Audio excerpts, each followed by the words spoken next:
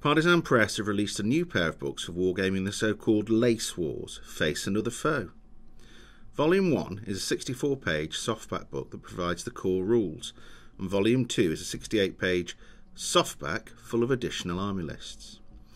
Based upon John Sutherland's Mad Dogs and Englishmen rules for the Indian Mutiny, these new variant rules cover a lot of ground from a diverse period. The rules in Volume 1 begin with an explanation of the design philosophy behind them, plus some thoughts on basing, with units largely consisting of 3 stands of 70x80mm bases, with 25 infantry figures spread across them, 9 cavalry figures as a squadron, single guns with 4 to 6 crew, and commanders on 40mm round bases. The movement rules work on rolling a number of d6 dependent upon the unit type and terrain. All the major troop types have been covered from around 1650 until 1750. A lot of ground to cover, but done very well. The book contains a number of useful uniform plates for a number of different forces and nationalities. Firing covers rangers, a host of weapon types from muskets to javelins, artillery and other weapons, largely as various generic types. Modifiers and morale tests are explained, again using tables and die rolls. Hand-to-hand combat is dealt with in the same style as the other aspects, in only a few pages. These are fast play rules, which can deal with large battle encounters or the smallest skirmish. Casualty removal is per base, when a threshold of loss is achieved, rather than on an individual figure basis. Each unit quality has a set number of lives they can take before they are removed, and also have a terror or morale number that they can take before they rout. At the core of the game is the role of commanders, which may be randomly generated or adapted based upon historical performance.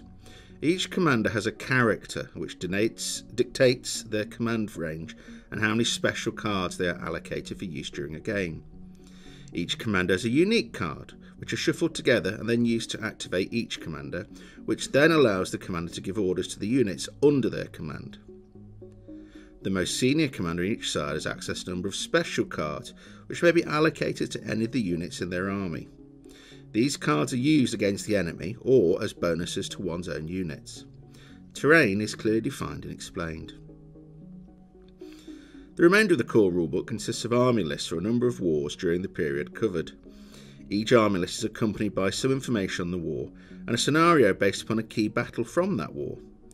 The back of the core book has photocopiable resources such as the command and special cards, roster sheets and a quick reference sheet. Volume 2, Army Lists and Scenarios, is largely an expansion of the army list from Volume 1, covering more wars and nationalities during the period, and even moving beyond Europe to add in some of the armies of India, the Far East and Middle East, and Africa and more. John Sutherland's rules are designed for fast play, which is useful for a gaming group during the course of a club night. The rules approach the period in a generic fashion and cover a whole raft of different wars. Although purists could argue that the individual nuances of armies and wars is somewhat lacking, the rules do manage to cover this 100-year period remarkably well. Equally, one rule to bind them is a great approach for those exploring the Lace Wars and looking to build up a new collection of miniatures. A pleasingly simple set of rules with many hours of potential gameplay. This video has been produced by WI Prime. WI Prime is Wargames Illustrated Magazine's online members club. As a WI Prime member, you get access to all Wargames Illustrated videos before anyone else. We'll keep you posted on what's new via the Primetime News Bulletin delivered to your inbox every Friday. If you're not a WI Prime member, you're missing out on loads of benefits, including access to the Wargames Illustrated Vault, freebies, discount vouchers, PDFs of the latest magazine, and more.